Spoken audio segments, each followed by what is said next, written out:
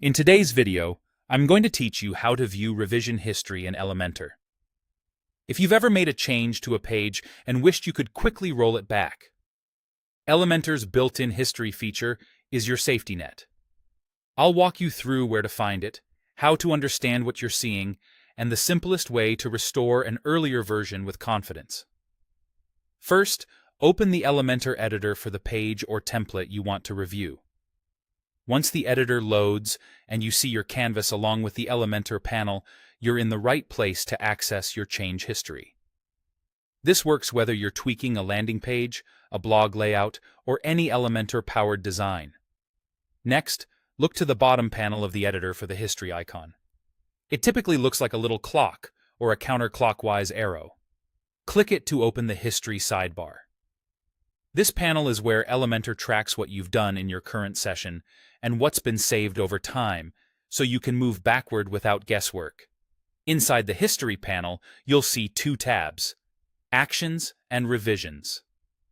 Actions shows a step-by-step list of everything you've done since opening the editor this time. Things like moving a widget, changing text, or adjusting padding. It's great for quick undos when you realize a recent tweak wasn't quite right. Revisions, on the other hand, displays previously saved states of the page, usually with timestamps and the author. Think of revisions as your fuller version history across sessions, including autosaves or updates you've made earlier. Choose the tab that matches what you need. If you only need to back up a few moves from this session, pick an item under Actions. If you want to return to a known good version from earlier today or last week, switch to Revisions. When you click any entry, Elementor will highlight or preview the page in that state so you can verify it looks correct before you commit. When you're ready, choose the version you want to restore.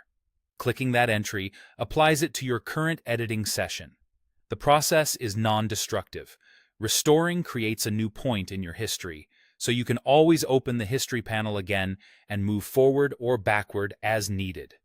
It's a safe way to explore, refine, and recover without losing work. That's it.